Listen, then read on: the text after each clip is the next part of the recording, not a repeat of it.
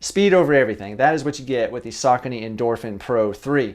Designed with a carbon fiber plate and even more stack height of that PWRRUN PB midsole foam, which we all love, this shoe is designed to go fast. But does it live up to the hype? Let's take a look.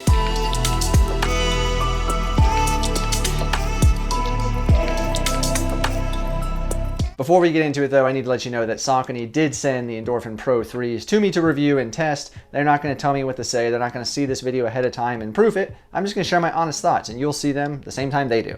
So let's take a look. Before we get into all the details, let's talk about some stats of the Endorphin Pro 3. So this is a neutral shoe. It's got a little twist to it, not a lot because there's a pretty aggressive carbon fiber plate in there, but it is a neutral design shoe. It is an 8mm drop shoe. You've got 39.5mm of that PWRRUN PB midsole in the rear and 31.5 in the front for the 8mm drop. It is a lot of stack height. It's a lot of shoe. It's just under the World Athletics requirements for marathon racing shoes. So they squeeze it in there, but it feels good. We'll get to that in a minute. And as far as the weight goes, I threw the Endorphin Pro 3 on my scale, but when I got them fresh out of the box, before I put any miles on them, men's size 11, weighed in at 8 ounces or 227 grams. So it is, half an ounce almost, or a little more than half an ounce lighter than the Endorphin Speed 3. And it's a pretty good weight shoe, especially considering all of that midsole foam. There's a lot of it there. Before we get to the rest of the details, if you wouldn't mind scrolling down, clicking the thumbs up, give the video a like. It really helps out a lot and I would really appreciate it. So let's talk about the upper of the Endorphin Pro 3. It is a interesting upper. There's a couple things I don't like, a couple things I do like. So let's get into that. First, the fit. The overall fit of the upper is pretty darn good. It's a very minimalist upper. There's really not a lot to it. You can see through it, just holding up to light, you can see right through the shoe easily. It's just, there's not a lot there, which is good for a racing shoe. It breathes well, it's very breathable. Take a look, we'll go ahead and throw on the tissue test. You can see the tissue just about takes off the shoe. It's breathable on low, on high. I mean, you can feel it when you're running. The airflow is not a problem with the shoe. It's great. So if you're gonna run in a very hot climate, this is definitely a good racing shoe for you. But back to the fit then.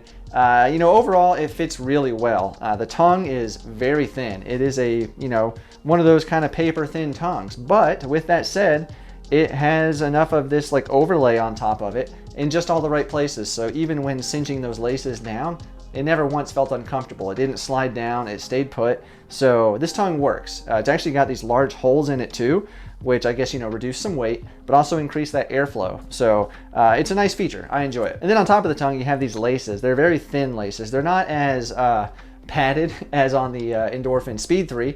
These are a very stripped down, lightweight version. It's a racing shoe, but they're very comfortable. Like I said, I didn't have any issues on top of the foot, on top of the tongue.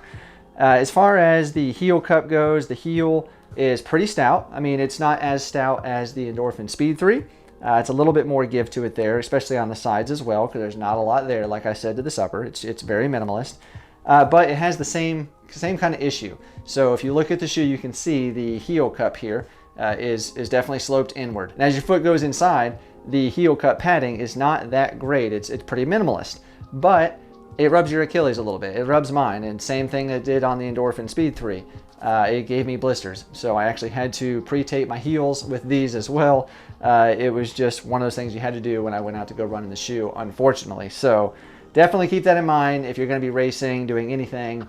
You might definitely test the shoe out first, but plan to pre-tape. Aside from that one issue there though, the rest of the upper, the fit is great. It just secures well. Never had to do the runner's knot. I can get that locked down. The heel doesn't slip in the shoe. It doesn't slip anywhere really. The width of the upper, it could be better. So you can take a look at the shoe. You can see right in the front here of the outer portion of the toe box, you can see it definitely kind of narrows off a little bit. And my pinky toe, my little small toe, would always rub on the outside of the shoe. So much so that it also caused a hot spot on my right foot specifically. So I definitely pre-lube that toe now whenever I wear these, but it does rub just a little bit. So I don't know if that's a sizing issue potentially. Length on these is totally fine for me in a men's size 11.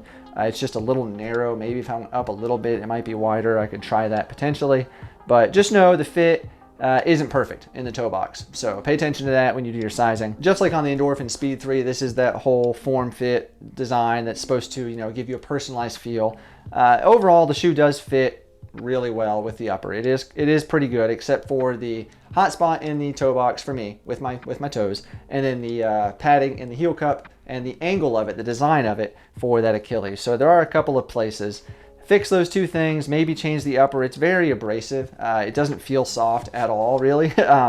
It's not. So yeah, you could maybe make that a little bit more comfortable, possibly. But other than that, it's pretty good. The midsole of the Endorphin Pro 3 it's special. It really is. The stack height is it's high. It really squeezes in as much of that PWRRUN PB midsole foam you can get in there, which feels really nice.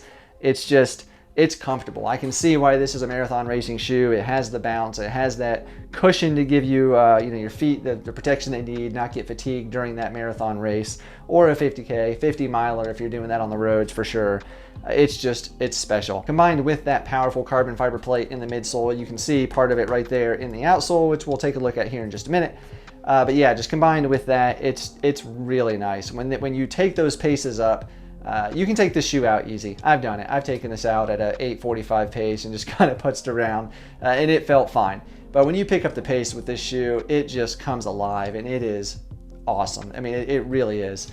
So I did a tempo run, 2 tempo runs in this shoe. Both were, well, one was a 40-minute tempo run, and one I just did 5 miles. But in that 40-minute tempo run, man, they just felt awesome. It felt effortless to do that. Well, I wouldn't say effortless, but it felt a lot easier to do that, 640 pace that I normally try to do on a tempo. It just felt, it took a lot less effort. There's no way to say it. It really did. That speed roll technology, the carbon fiber plate, the bounce from the midsole foam, that PWRRUN PB, man, was it nice. It just toes you off really well. That carbon fiber plate snaps. There's not a lot of give there. It just snaps you forward, and it was nice. So if you're going to do a race, this is definitely a fantastic shoe. If you're going to do speed work, amazing shoe. Just feels good. And as far as the outsole goes of the Endorphin Pro 3, you can see it's pretty much completely redesigned from the Endorphin Pro 2. It's minimal rubber. There's not a lot to it. It is strategically placed where, those high wear areas like on the back of the heel, the forefoot here. But I've got about 50 miles on these shoes. I'm seeing a little bit of wear to the outer edge of the actual PWRRUN PB midsole foam. The rubber looks pretty good. It's dirty, but it's been on the road a good bit. And as far as the midsole that's exposed here, there's a little, dirt on it, but it's not really worn. I think these shoes will probably do, 350, 400 miles, depending on your gait cycle and where you wear on the shoe. But yeah, I think these are going to last for a while, especially for a racing shoe. And grip has been fine. I've taken them. I've had these in the rain now, also in just light rain. It's been absolutely fine. No issues with grip. So I think this is going to be good. Just combine that with that speed roll technology, like I said, with the plate, the midsole, everything all together. It's a fast shoe, and it feels very fast when you're running. The price of the Endorphin Pro 3, it's up there a little bit. It's $225. So, that's definitely, there's certainly other carbon fiber plated shoes out there that are more expensive and less expensive. So it's going to be up to you on whether you like the fit, the midsole, all of that. But $225, you get a lot of that midsole for that price, and it feels good underfoot.